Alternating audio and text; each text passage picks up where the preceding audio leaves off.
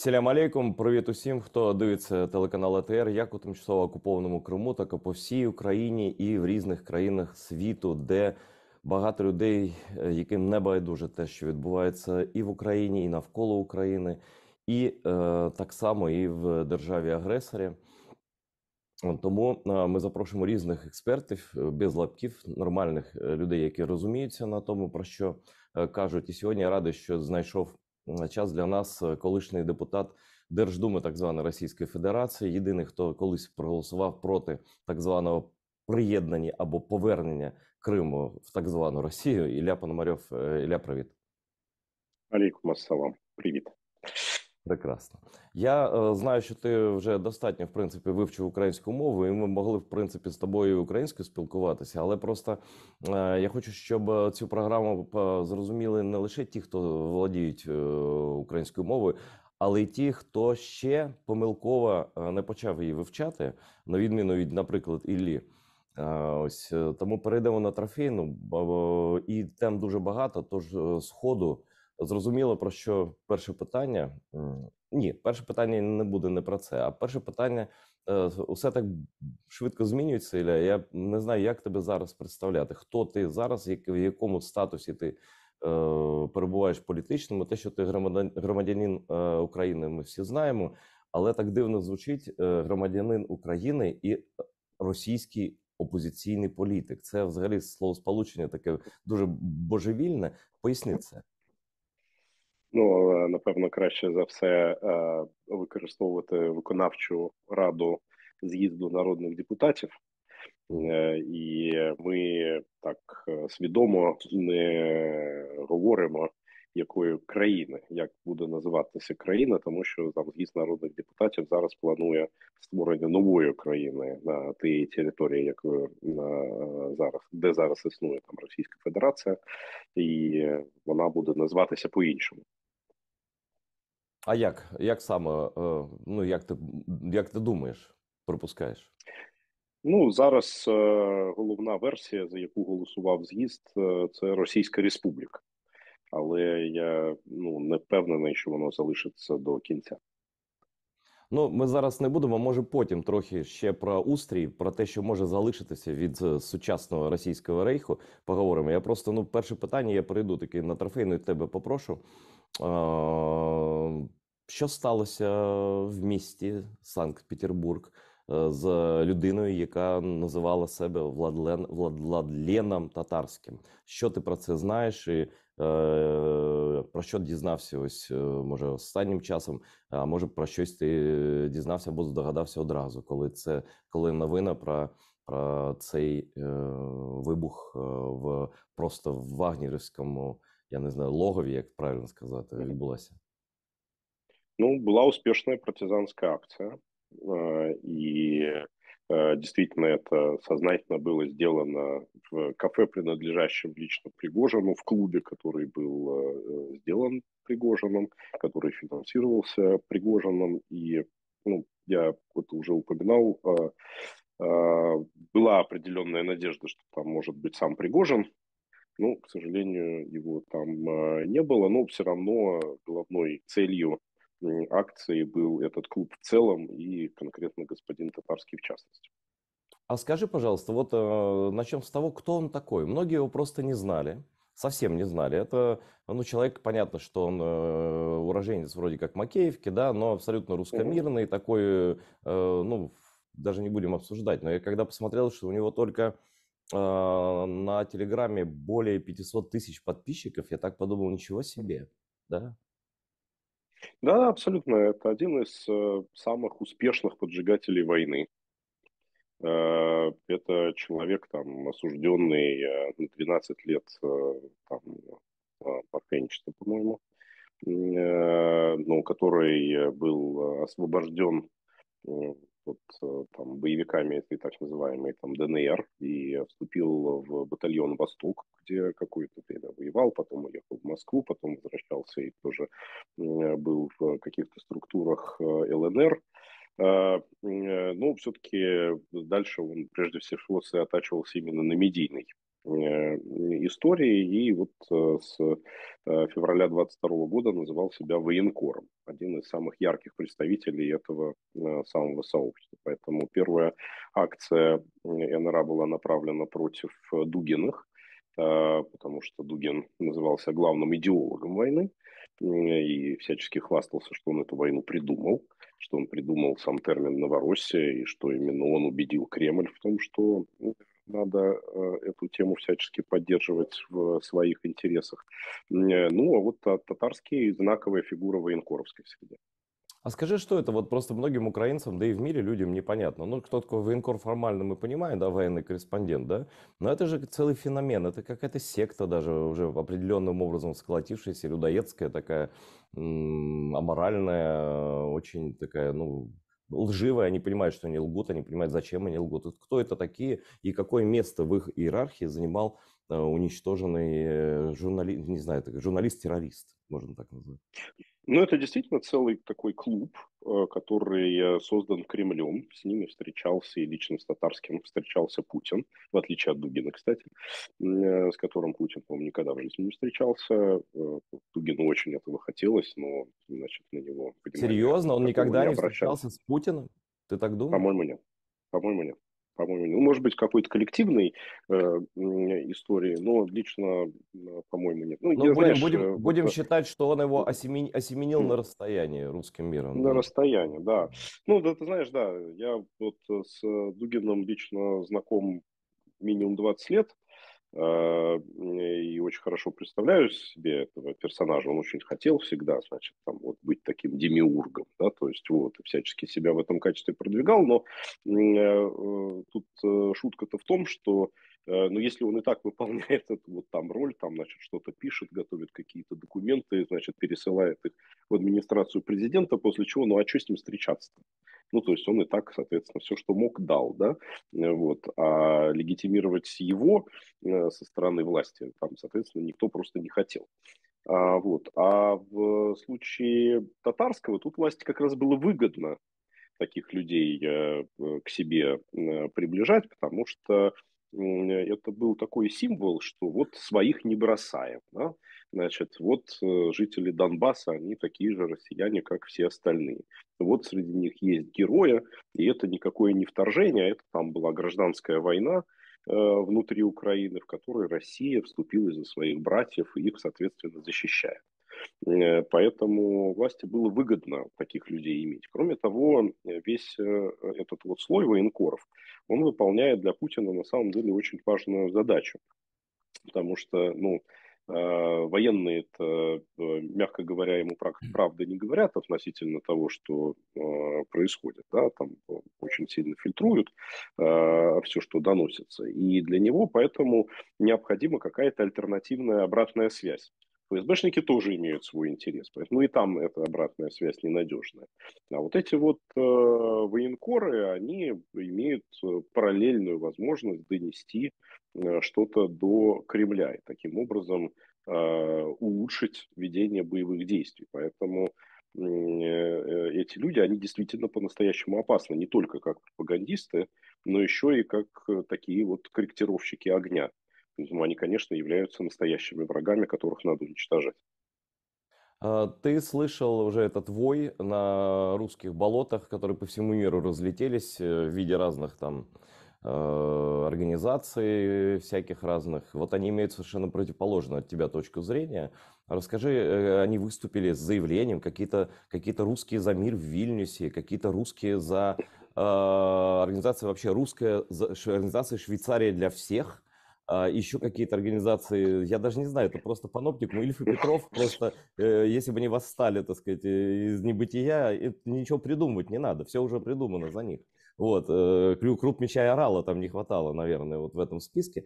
Они выступили с осуждением террора и с осуждением этой Дарьи Треповой, о которой мы еще поговорим. А что это за явление? Почему ты с ними расходишься в оценках и вообще в видении, ну, диаметрально на 180? Ну, в плане дружеской подколки хочу сказать, что ты больше меня общаешься с вильнюсской тусовкой. Значит, то есть вот. Не, Но я общаюсь с одним или двумя людьми по совершенно конкретным делам.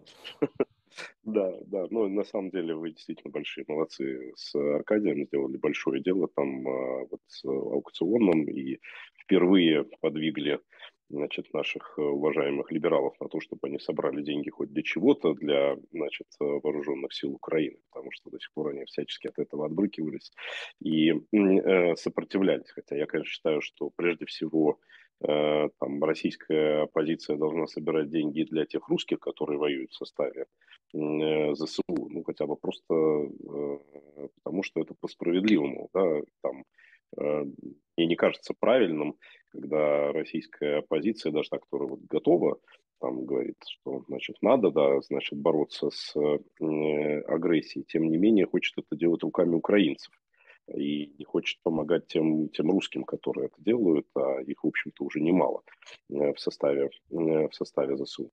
Но то, что ты говоришь про заявление, действительно, это часть вот таких вот либеральных, значит, конфетно-цветочных групп, которые там с белыми шариками и разнообразными ленточками, фонариками, значит, и прочими методами ненасильственного сопротивления сделали заявление.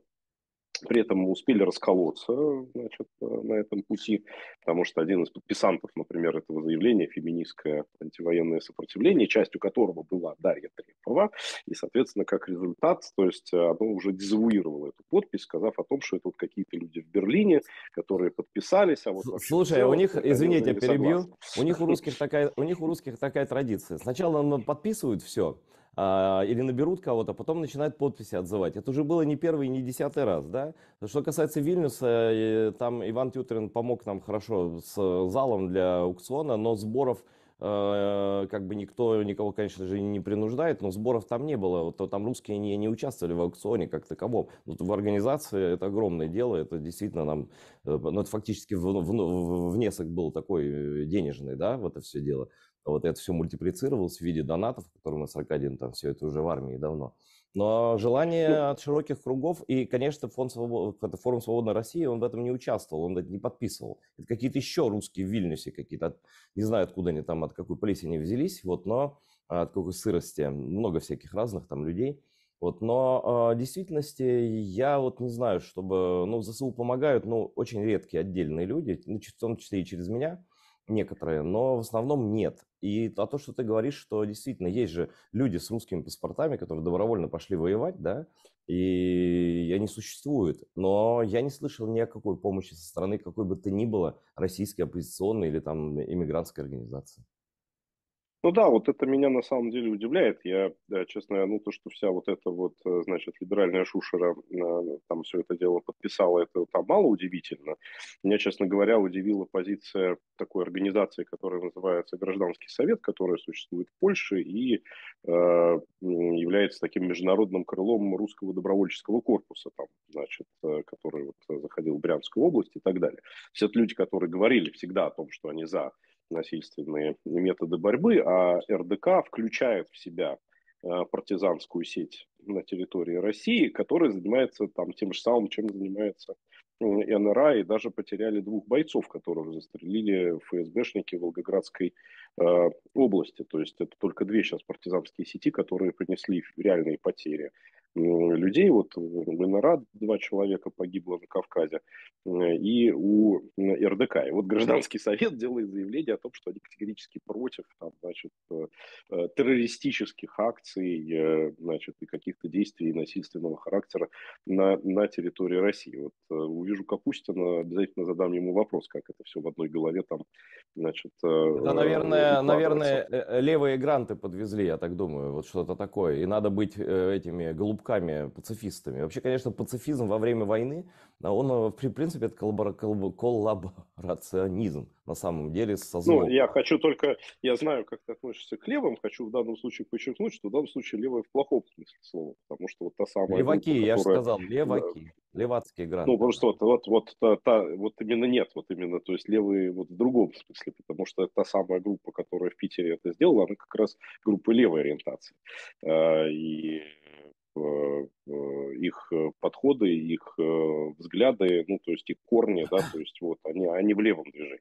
не вправо. Ну, а расскажи про это, что это за движение, потому что вот я читаю даже украинскую прессу, но наша украинская пресса славится навыком copy-paste, да? Я читаю издание «Апостроф», просто вот открываю и читаю, и издание «Апостроф» у нас фактически просто скопипастит, и, значит, какой-то там, ну, даже по фразеологии это видно, значит, какое-то российское издание, и рассказывает, что вот она говорит, что меня подставили, это Дарья Трепова, которая принесла этот бюст, значит, этому террористу, что должны были погибнуть многие, в том числе и она, что ею руководили из Украины, что ей передавали задания, значит, все такое прочее. Она входила к нему в доверие, фотоотчеты с нее требовали о предыдущих встречах с этим так называемым Владленом Татарским. Где истина-то? Вот что-то, я думаю, что наши зрители уже совсем у них крышу снесло, потому что никто не понимает, что на самом деле произошло, и СМИ вводят в заблуждение вместо того, чтобы как бы, ну, порядок в головах наводить и говорить то, что есть. Знаю, в обоих акциях, вот НРАшных, была очень похожая история. Когда была атака на Дугиных, то после этого сразу же ФСБ, значит, начало говорить про некую Наталью Вовк, которая с дочкой и котом, значит, на машине Мини Купер на Мгм. украинских номерах приехала, значит, для того, чтобы заложить бомбу, а после успешного, соответственно, исполнения этой акции, развернув украинский флаг, выдвинулась на пресловутом Мини Купере в сторону эстонской границы. И в этом, значит, человеку по имени Вовк помогал ее то ли бойфренд, то ли супруг по фамилии Заяц. Значит, или Ну, ну, ну, Зайко. То ну, есть погоди вот. просто Ну, то есть, какое-то, ну, надо я не просто знаю. чистое, ну, погоди, да. То есть, волк и заяц. Значит, ну, понятно, что над этим все очень сильно смеялись. Хотя в существование НРА тогда мало кто верил, к сожалению. Ну, что называется, они там делают не для того, чтобы им верили, да, то есть для того, чтобы добиться какого-то результата, который они перед собой ставили, они ее добиваются. В этой акции тоже вот сразу же там, после акции, да, то есть никакого расследования, да, то есть там никаких Мгм. поисков, да, то есть там через буквально там час после того, как это произошло, уже появилась фамилия, значит, девушка, то есть ее поиски, задержание ее родителей, то есть, а потом и задержание ее самой. И, конечно, все это выглядит, ну, мягко говоря, слабо правдоподобно, тем более, что единственные доказательства того, что там была именно она, это какие-то очень размытые видеокадры, которые нам показывают. Ну, вот я их там пересмотрел под лупой и микроскопом 20 раз сам. Я реально не могу сказать, что та девушка, которую они задержали, и та девушка, которая предположительно там вручала статуэтку, что это одно и то же лицо. Ну, там, ну, понятно, они говорят, там она постриглась, на самом деле, по крайней мере, она не только постриглась и перекрасилась тоже тогда, ну, потому что и другой цвет волос, вот, а по-моему, еще она успела и похудеть, то есть, потому что еще и фигура другая. Ну, то есть, в общем, мы все, что знаем на тему участия Дарьи Треповой, это полностью версия Федеральной службы Ну, вот безопасности. это то, что я Это сейчас она зачитал, нам да, говорит, вот ее показания, вот эти так да, называемые, которые цитирует украинская пресса. Мгм. да. Она нам, значит, ФСБ нам говорит, ну, что это Дарья, а сама вот эта девушка, если это действительно Дарья Трепова, которую они задержали, там, значит, при этом дает некие признательные показания. Ну, мы все понимаем, как даются признательные показания в ФСБ. Значит, то, что мы знаем на самом деле точно, да, о том, что человек по имени Дарья Трепова существует, и этот человек активно участвовал в разнообразных протестных акциях, которые были в Питере, неоднократно винтился. То есть человек по имени Дарья Трепова явно является очень достойным человеком, который не сидел на диване и, значит, не вязал ленточки и не светил фонариками в небо.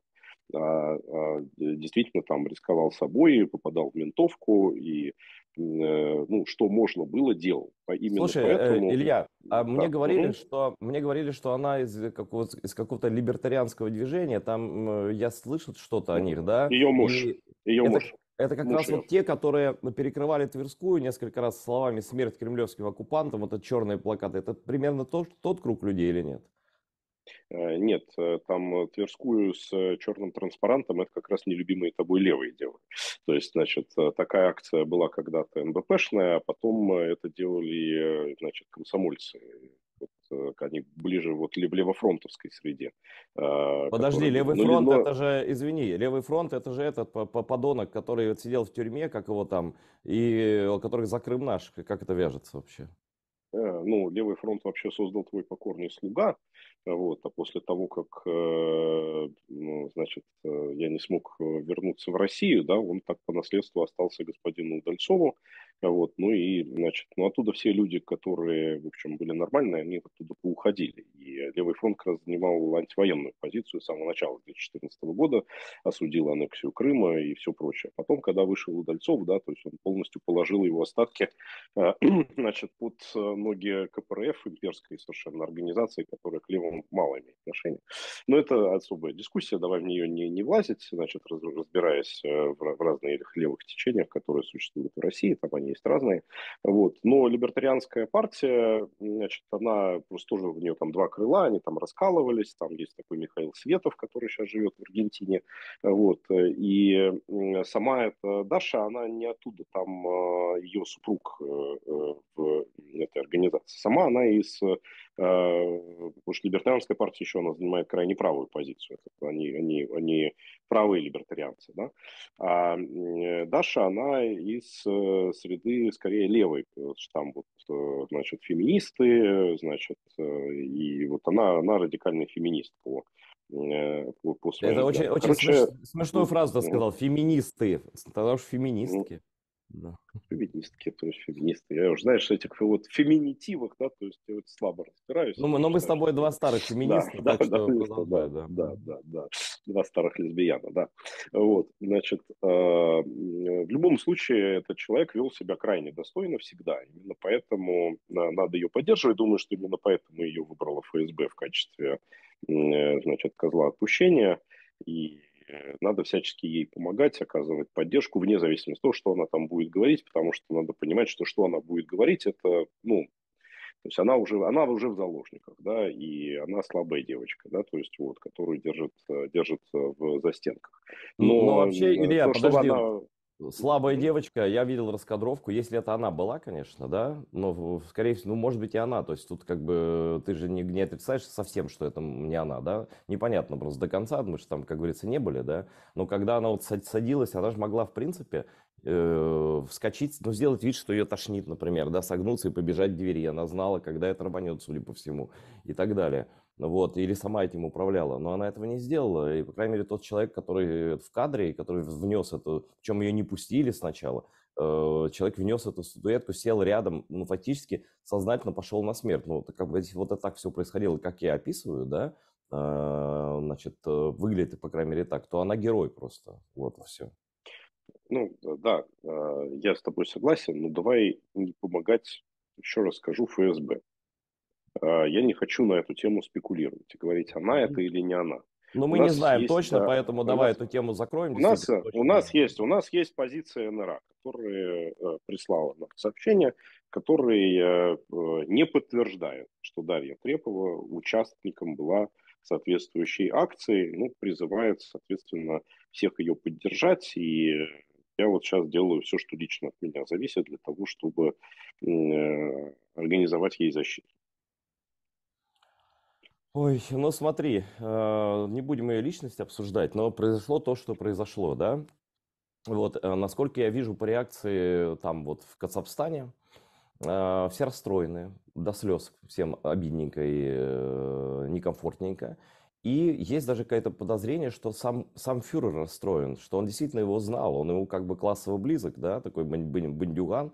И действительно он лично ему вручал там в Кремле, и все эти кадры помнят, как мы всех ограбим, убьем, там, как мы любим. То есть он был такой действительно любимчик фюрера, ну, если так можно сказать, потому что Путин вообще давно, как мы понимаем, ну, отдалился от ближнего круга, как-то, ну, от всех отдалился. Но вот что это значит для системы в целом? Ну, для системы в целом, на самом деле, конечно, это полный финиш. Потому что если, значит, они осознают, что существует радикальное сопротивление в России, которое они не контролируют, которое они не могут подавить, и которое, более того, растет, и ФСБ, получается, не сделала выводы из августовской акции, которая происходила, и августовская акция происходила в самом охраняемом Одинцовском районе Московской области, где живут все большие начальники, а сейчас эта акция происходила там в 100 метрах от штаб-квартиры ЧВК «Вагнер» в Питере, родном городе президента и так далее. То, получается, они не контролируют вообще ничего. И истерика российских пропагандистов и там прочих начальников, она связана, конечно, именно с этим, потому что это означает, что защиты-то нет. А ведь это же главное, что Путин предлагает вот этим своим всем приспешникам. Он говорит: ребята, вы не сыте, да, там мы прорвемся. Там, чтобы как бы не было плохо, я вас в обиду не дам, я, значит, вас защищу. И оказывается, что это не так. Почему на самом деле до сих пор они явно у них там, значит, в ФСБшных этих коридорах лубянковских борются две версии, на что делать ставку. Говорить все-таки, что это украинские спецслужбы, или говорить, что вот это вот там российские радикальные группы. Потому что, с одной стороны, значит, ну, украинские спецслужбы, там, вот это враги, но все-таки это профессионалы, это другое государство, и это как работа ПВО, да, там 90% мы отбили, ну, там 10% прорвалось. Ну, вот какие гады, это, значит, террористическое государство Украина, и, значит, толкать эту линию. С другой стороны, на данный момент, если в случае с Дугиной, значит, они там хоть какую-то конструкцию смогли, значит, собрать, чтобы обвинить украинцев, то тут-то, ну, очевидно, значит, человек внутренний, да, и уже это прерывается. Пригожин сказал, что он понимает, что это имеет внутреннюю природу. Дмитрий Анатольевич Медведев, блин, он, значит, оторвался от бутылки и тоже сказал, что это вот, значит, гады российские оппозиционеры. И вот это для них вообще очень плохая версия. Ну смотри, первая версия какая была? Еще когда даже, по-моему, имени подозреваемой не называли, что они сшили быстренько. Значит, ну, для нас это дивно звучит, конечно, в Украине, да, что это украинская, значит, разведка СБУ, типа, вместе с штабом Навального, ну, тут вообще сюр, да, и вот они эту, значит, девочку послали вот туда. Как вообще можно на это смотреть? Это вообще нормально? Такие вообще конструкции шить. И как бы ты на это ее прокомментировал? Вот это навальновско-украинский след. Ну, это, конечно, звучит смешно и неправдоподобно, именно поэтому сейчас это практически в таком виде не звучит. То есть сейчас они отрабатывают все-таки версию, значит, внутреннюю, но науськанную, значит, из Киева, да, то есть они все равно вот они пытаются, значит, так, что вот можно было эту историю рулить и в одну, и в Ну, другую то есть, что сторону. ею манипулировали, да? Не Что напрямую ей, да, разведка, а ею манипулировали, типа, ага. да, что, ну вот там, что вот ей там из Киева дали соответствующее задание там нашим общим знакомым Роман Попков, значит, который то есть, сыграл демоническую роль. Вот. Проблема в том, что Роман Попков это тоже внутрироссийская история, это нацбол очень хорошо известный, там глава бывшей московской организации НБП. Но это опять поясним зрителям, это не те нацболы, которые вместе с Лимоновым в рейх маршировали, а та часть, которая, ну, как бы осталась не любить Путина и после Крымнаша, скажем так. Ну, она когда-то они маршировали вместе с Лимоновым, а потом Лимонов начал маршировать в другую сторону. Лимонов сначала промаршировал в объятия как раз вот этих самых либералов с ленточками, после чего НБП, собственно, и развалилась. И развалилась она вот на очень маленькую часть, которая была готова с Лимоновым вместе дружить с либералами, и две другие части, одна имперская, другая левая. Значит, и вот Попков, он же отсидел ну, несколько лет в тюрьме, потому что он прославился, организовав акцию по захвату администрации президента в Москве. Это была не насильственная акция, в конце 2004 года она произошла в декабре, но после этого он отмотал серьезный судебный срок. Но да, вот, значит, вот эта вот часть НБП, она с самого начала стояла и продолжала стоять на нормальных позициях против всех этих Крым наших, против империи и за права простых людей. Ну так и в итоге что вырисовывается-то? Попков этот роман ни при чем. И в принципе совсем непонятно вообще все версии, ну такие, скажем, ну мы же не считаем признание серьезной версией. Нет, конечно, в данном случае признание, это как вот 37-й год, да, признание царицы доказательств. Понятно, что это принимать во внимание просто разумный человек не должен, а если кто это делает, то вызывает на самом деле вопросы его моральной целостности и не является ли он агентом влияния, как минимум, российских спецслужб, если будет поддерживать соответствующую версию. Вот. В остальном, ну, я думаю, что они будут, конечно, клеить вот этот вот украинский след, но при этом я очень рад тому, что в России действительно существует вот такое героическое сопротивление. Может быть, оно не очень многочисленное, но тем не менее оно существует, которое борется по-настоящему с оружием в руках.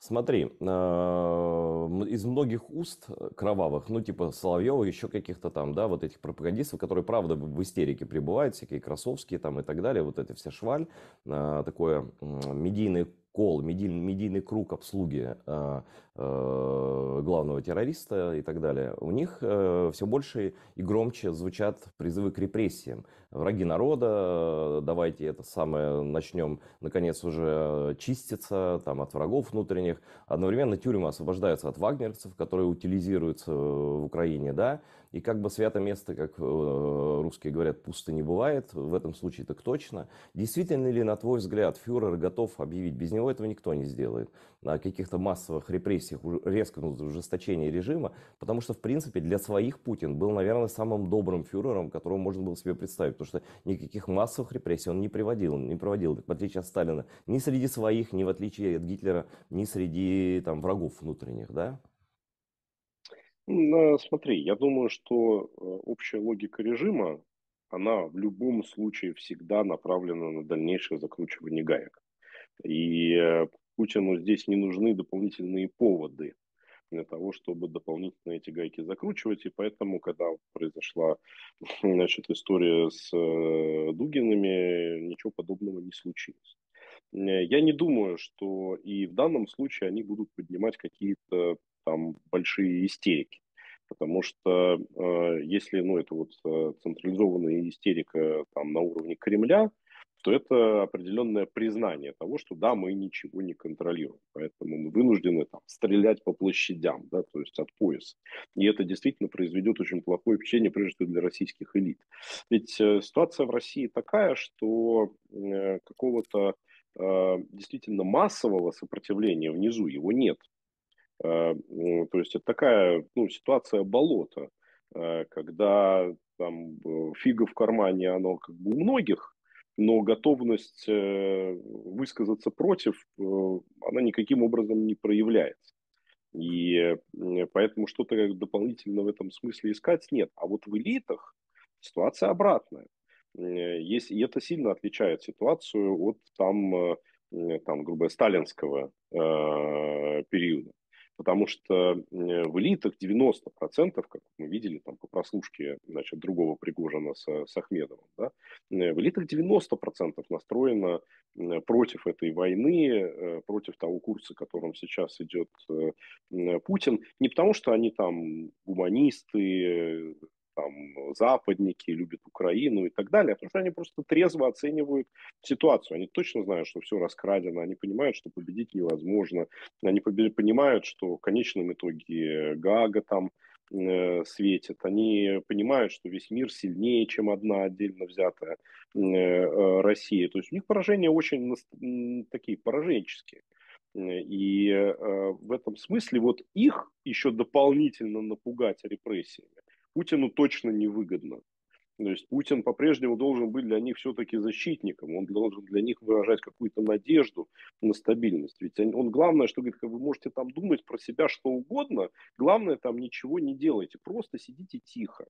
Ну вот там делайте свои обязанности, выполняйте, я вам дам возможность по-прежнему зарабатывать, у вас будет в этом смысле все нормально, и мои службы вас, соответственно, защищают. Видите, на Западе там на вас санкции, а тут вас будут по-прежнему защищать, вам тут ничего не грозит. Поэтому какую-то вот волну террора нет, он только этим самым радикализирует элиту и только ускорит свой конец. Другие случаи так, каких-то там волнений в Рейхе. Вот, например, Скандал разгорается, но я просто прекрасно это помню. Вечная борьба москвичей со строительством мечетей, хотя их всего 3 в этом огромном типа Мгм. мегаполисе, да, многонациональном. Мусульман там точно не там тысячная доля процента, а соотношение церквей там православных условно с мечетями где-то ну, 3 и 3 тысячи, например, да. Мгм. Вот. Мгм. И снова, значит, решили построить мечеть. Ну, видимо, кадыровцы решили, потому что, говорят, он туда тоже влез и начал говорить, что он защитит право на мечеть. Местные жители, значит, местный народный сход, как я называю, народный скот, значит, собрался, и, естественно, они и раньше всегда там, нет, этих черных тут не должно быть. Ну, все как обычно. Еще и Навальный, помню, там каждый Мгм. Курбан-Байрам и каждый Рамадан, там они публиковали фотографии на улицах, эти черные молятся, они тут чужие, уезжайте и так далее. И вот уже на таком уровне, а сейчас Кадыров мне как-то посерьезнее уже выглядит, чем раньше. Если он говорит, что там, ну, не знаю, может ли это привести ли к каких-то столкновений. Вот эта история в Ингушетии тоже с партизанами какими-то непонятными. Что это вообще такое? Ну, ситуация действительно расшатывается. И фактор Кадырова тут есть. Единственное, что он, мне кажется, немножко другой, чем тот, который ты говоришь. Мне кажется, что тут главную роль играет скорее ослабевание Кадырова. Ну, просто через Ну, состояние его если честно, здоровья. я могу ошибаться в этом случае. Ну, Он для меня вообще функция, на самом деле. Я не считаю его с отдельным персонажем. Он в этой игре какая-то функция. И совершенно как персонаж он просто ну, террорист, что тут обсуждать. ну, смотри, террорист не террорист, да, там как это, дура-дура, и свои 5 копеек имеет, да. Вот. Я не недооценивал бы Кадырова. Я считаю, что он человек умный, активный и достаточно харизматичный, и И абсолютно как раз я безжалостный. Вот. абсолютно безжалостный, а это тоже в данной ситуации, к сожалению, для него плюс. Вот. Я абсолютно уверен, что в ситуации падения режима Кадыров точно будет среди тех, кто будет это подталкивать и потом, значит, уходить в свободное плавание. И мне кажется, как раз вот эта вот активизация на Кавказе, про которую ты упомянул, она связана с ослабеванием Кадырова. То есть, что вот этот вот жесткий кулак, который все держит, он начинает ослабевать, а значит, начинается вот прощупывание почвы со стороны разных групп. Недоброжелателей у него там огромное количество, особенно в Ингушетии. Вот, ну и внутри Чечни, и кровники есть, и так далее. Вот, и они вот смотрят, насколько сейчас уже можно, насколько он в состоянии оказать им сопротивление. И это, конечно, сильный фактор потенциальной дестабилизации во всем этом регионе. Смотри, еще что мне привлекло внимание, что бы я хотел, чтобы ты прокомментировал, это откровение якобы, опять я все в предположительном тоне говорю, наверное, ты знаешь это лучше, бывшего сотрудника Федеральной службы охраны, я прошу прощения за голос, я просто Мгм. простыл, который, ну, там много чего он наговорил, ты, наверное, все читал, я только Да. краем. И что меня там как бы приятно не поразило, а подтвердило мои личные подозрения, что как этот человек, который охранял Путина буквально до последнего времени, один из тех, да, кто участвовал, по крайней мере, в охране, говорит, что для Путина единственной ценностью настоящей является его жизнь и жизнь его близких. То есть вот это ядерную войну как-то сразу отодвигает на второй план, поскольку ему, мне кажется, объяснили последствия этих игр с ядерной бомбой. Конечно, нет, я с этим согласен, я про это говорил всегда, о том, что это блеф, это специальная история для того, чтобы пугать Запад. Но Путин параноик, конечно, который очень ценит свою жизнь и м, будет за нее цепляться до последнего. И поэтому, еще раз скажу, вот он никогда, на мой взгляд, не попадет в ситуацию крысы, загнанной в угол, потому что он никогда не поверит, что он в этом углу оказался. А как он представляет себе этот мир? Вот там, в принципе, этот ФСОшник рассказал, что у Путина, значит, свой мир. Он по-прежнему не лезет в интернет, ему по-прежнему носят бумаги, что он очень он мало с кем общается, что у него абсолютно свое представление о том, что происходит. С другой стороны, я слышал из, по-моему, от британской разведки или Институт войны, я не помню, написал, что он понимает, что его армия сталкивается с серьезными проблемами в Украине, то есть реальное положение понимает. И ты говоришь про военкоров, которые тоже что-то доносят, Мгм. а как доносят они ему, тоже непонятно. Вот в каком он состоянии находится фюрер, да, его ближайшее окружение, И можно ли вообще в принципе рассчитывать, на что многие, ну, конечно, втайне рассчитывают, на то, что его кто-нибудь там скрутит в определенный момент просто и нажмет на кнопку вызвать там стражу, и потом начнет его продавать за свою, смывая свои собственные грехи там в Гаагу или куда-то еще. Ну, я путинский мир представляю себе так. Значит, Петр Первый, Екатерина Вторая, значит, Махатма Ганди и Владимир Владимирович, который с ними общается. Значит, большую часть свободного времени. Значит, в то время, когда они недоступны, есть несколько людей, с которыми можно там, во что-нибудь поиграть, выпить и так далее. Например, там Юрий Ковальчук. Вот. Или там погонять в хоккей там, с Фетисовым, значит, и, значит, с кем-то еще таким. Значит, и дальше есть там семеро козлят, которые мешают ему жить, но от которых нельзя избавиться, потому что, к сожалению, он прикован к этим галерам, значит, которыми он гребет, и поэтому нужно, чтобы были там всякие Шойгу, значит, там Кириенки, вот, и прочие Мишустины, которые, конечно, полные лузеры, значит, и которые ни на что не способны, но других нет, да, то есть вот с такими сволочами, соответственно, приходится работать. И, значит, есть весь остальной мир, который его не понимает, кидает, вокруг, соответственно, все враги, и приходится с ними бороться, но он человек удачливый, значит, Бог его поцеловал в темечко, вот, и поэтому он все равно победит. Вот я думаю, что его картина мира выглядит примерно таким образом. Слушай, я вот обратил внимание, я про того Пригожина, честно, уже забыл, про этого самца Валерии. Вот, посмотрел на него и подумал, они братья, что ли, с Пригожины вот эти два? Нет, нет, они то есть, чистые однофамильцы. Ну уж очень похожи. И фамилия такая довольно искусственная, такая интересная. Только Вот. прической похоже. Ну, то есть, Ну, выражение чисто лиц тоже там примерно одинаковая степень интеллекта отражена. Вообще, какая роль, вот, ну, тот Пригожин клоун, понятно, он просто там ходит, ну, грубо говоря, петь в сауну, да, там. А вот место того Пригожина, страшного Пригожина, который людоед, который зэков везет, который все откровенно говорит, который просто кровопийца настоящий. Но что-то он в последнее время разговорился, и как-то он нервничает, как и Стрелков, кстати. Вот этих двух людей я тебя попрошу описать. И этот вот союз опущенных патриотов, обиженных патриотов, которые там Стрелков хочет создавать. Что это вообще за тюремные, внутритюремные какие-то понятийные игры? О чем это свидетельствует и к чему может привести? Ну, про как бы вероятность его задержания своими ты не ответил, но это, может быть, и действительно не стоит отвечать, потому что мы не знаем этого точно. Нет, я думаю, что вероятность задержания своими, она близка к 100%. Да ладно. Вопрос просто, что будет триггером к этому, да. Ну, просто это же будет в эндшпиле, да, это будет уже тогда, когда все будет сыпаться, да. Вот, это, ну, опять, это будет такая же ситуация, как там была во время там, февральской революции. Вот все вот осыпается, да, то есть вот, все там пытаются каким-то образом спастись, ну, давайте, то есть вот там вы отречетесь, да, то есть его там кого-нибудь там близкого, значит, назначим там великого князя, вот, и может быть как-то, значит, из этой ситуации вырулим. Но только это будет уже слишком поздно. Но думаю, что так оно, собственно, и будет происходить. Вот, возвращаясь к вопросу о Пригожине, то я как раз считаю, что человек это очень умный и очень способный. Более того, у меня ощущение, что в нынешней системе вообще российской власти, там, в окружении Путина, это вообще едва ли не единственный политик, то есть человек, который ведет себя как политик.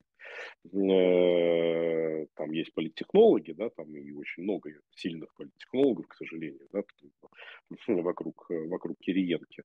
Но вот как политик, наверное, это вот Пригожин, он чуть ли не единственный. А ты политик Он имеешь в виду в каком игрок. смысле, Илья? То, что он делает публичные заявления, то, что он может оскорбить там начальника путинского генштаба, то есть он Да, то, какой-то что свой... он игрок. А, игрок. Да, то, что он игрок, который в состоянии Не, он, играть конечно, действий. я неправильно сказал, он, конечно, Мгм. он не дебил, он для меня человек формата Кадырова, то есть он не глупый, абсолютно, абсолютно жестокий, Мгм. беспощадный, вот, к врагам себя, например, там, да, или Да. Рейх, вот, ну, вот больше мне сложно что-то про него сказать, ну, как и про Гиркина.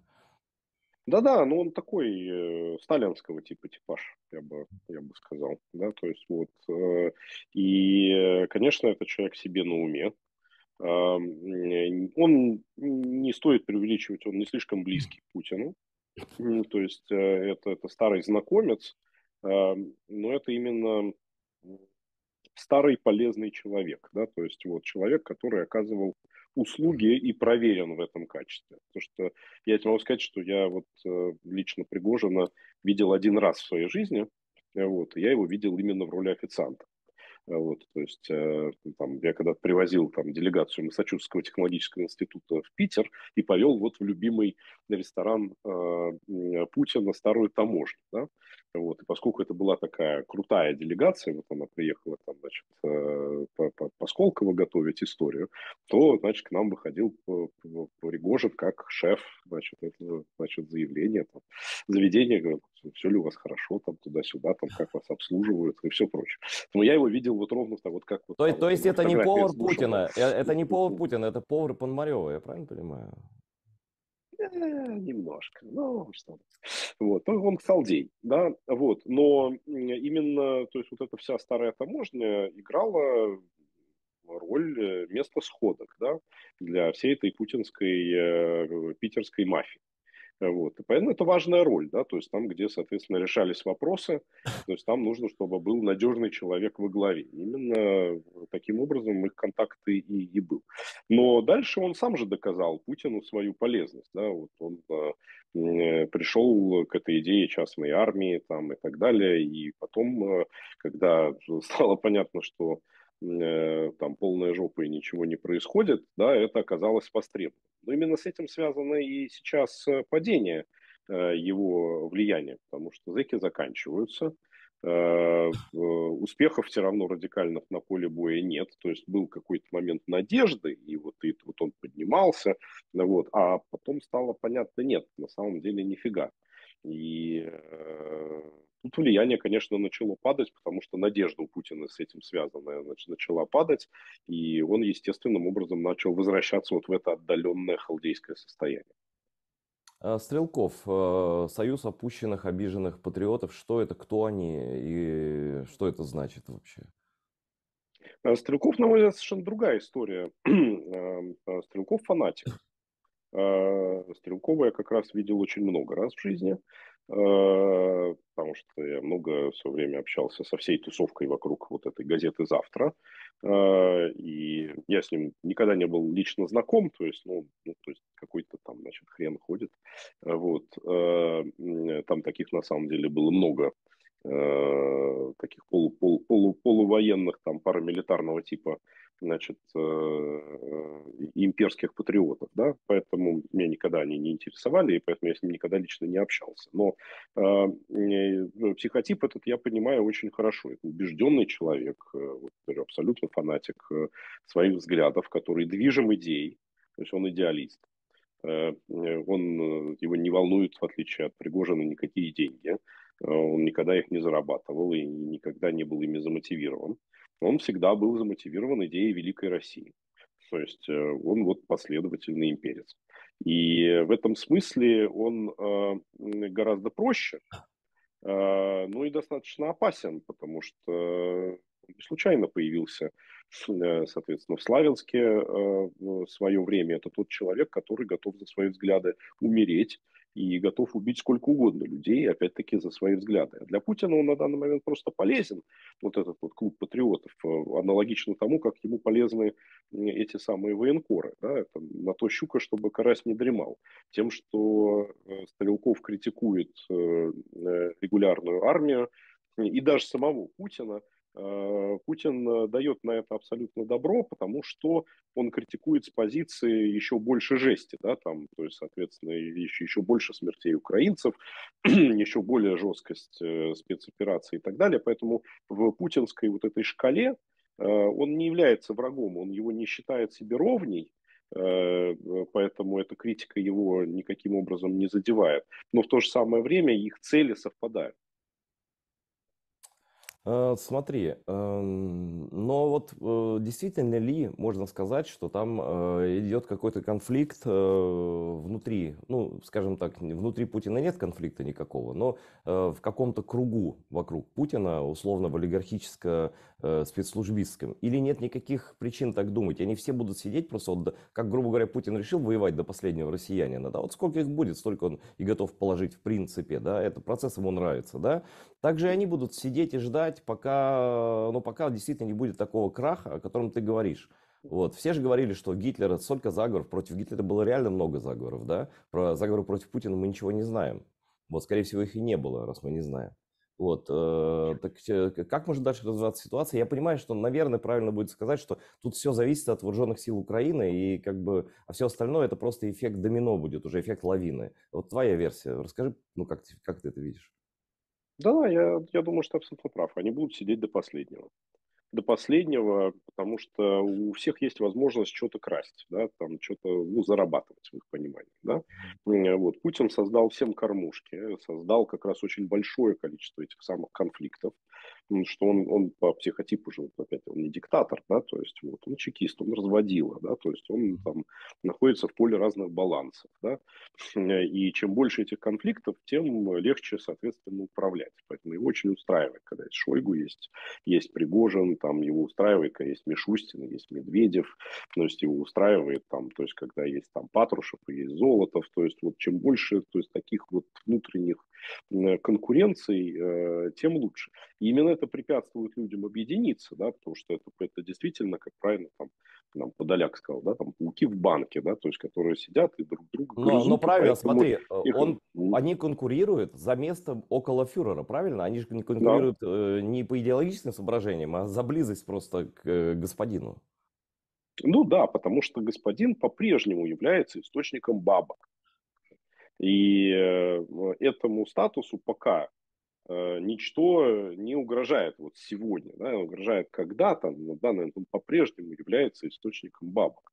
И в этом смысле выгоднее конкурировать за близость к нему, для того, чтобы там последние оставшиеся дни еще что-то оттащить, потому что они все равно считают, что всех не перестреляют, всех не перевешивают, ну хорошо, будет не Путин, там, ну будет Мишустин, ну Запад на кого-нибудь сделает ставку, ну то есть этот кто-то как-то договорится, просто нужно в нужный момент времени, там вот не слишком сильно зашквариться, там не попасть вот на эту скамью, ну вот кто непосредственно там, значит, самые близкие, они действительно, они понимают, что им деться уже некуда, вот, но подавляющее большинство вокруг, они нет, они считают, что они совершенно спокойно эту ситуацию пересидят, и пока, значит, хвост не подпалят, а подпалить хвост действительно могут только ВСУ, до этого момента они будут сидеть. А когда вот это будет происходить, я считаю, что когда украинская армия будет в Крыму, вот тогда все, соответственно, забегают очень активно.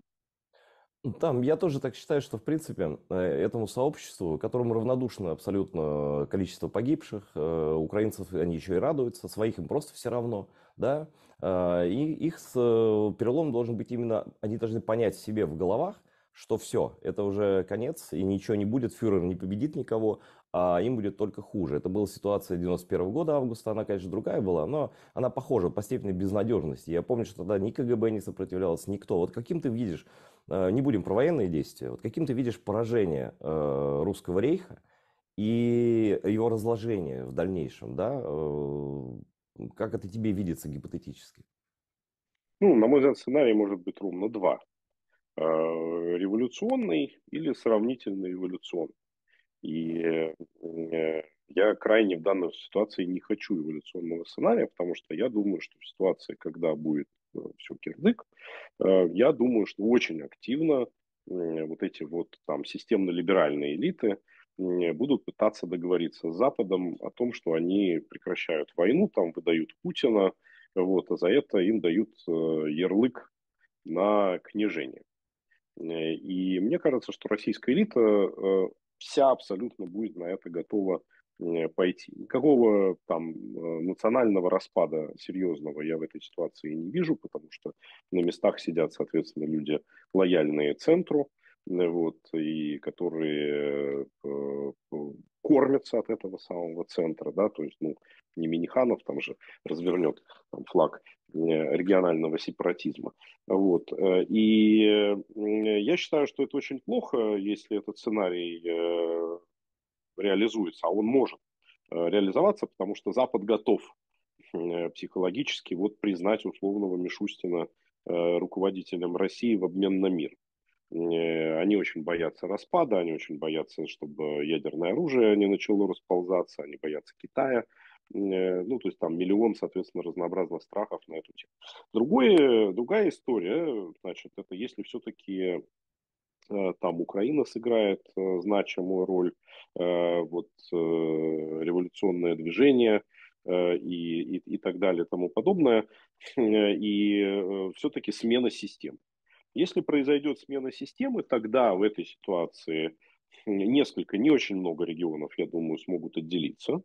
То есть просто я думаю, что желание такое будет у нескольких регионов. Думаю, что там Чечня, Якутия, может быть, Бурятия и Тыва. Ну, мой личный список на этом заканчивается. Я не вижу больше нигде к этому готовности там сформулированного запроса, да, снизу на то, чтобы это произошло. И тогда будет полностью создаваться новая страна на новых принципах и с новым названием, с новой конституцией и с новым законодательством. Ну, смотри, а ты не видишь варианта такого, что действительно, ну, несколько раз в истории же были попытки создать сибирское государство, да?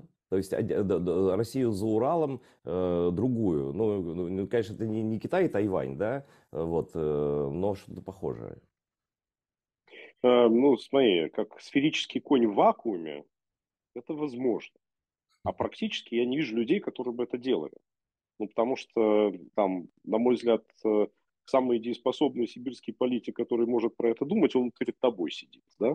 Да что ж Вот. Я такое, больше, все политики я больше, российские тут и я больше основатели не все. знаю. Я больше не знаю никого на самом деле, кто был бы на это настроен А серьезно. Ну, ты то есть сам не хочешь такого, да, сценария, вот гипотетически? Ты бы не захотел стать, допустим, вот демократическое сибирское государство, например? ну, смотри, демократическое сибирское государство в кольце врагов, оно закончит так же, как закончил Колчак. Вот, потому что с одной стороны будет Китай, с другой стороны будет Америка, а с третьей стороны будет хаос и, скорее всего, очень черная фашистская история за Уралом. Да? Нет, но я так И думаю, закончится это печально. я так имел в виду, что сибирское государство вот это член НАТО, это прозападный выбор, а ты про какой? Нет, так для этого надо, чтобы Запад был к этому готов. А я не вижу сейчас никакой там к этому готовности вот от слова совсем. Да, то есть, если они будут готовы через 10 лет, это будет слишком поздно. Но я считаю, гораздо проще сделать целиком Россию центром, частью НАТО и Евросоюза, чем делать это по кусочкам.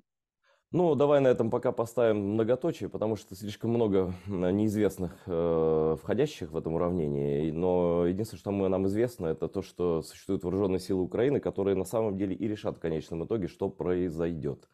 Спасибо большое, Да. дякую Іллі Пономарьову, що він знайшов час з нами поспілкуватися. Я думаю, що всім було цікаво. Я вдячний всім, хто нас дивиться. Дивіться АТR і далі.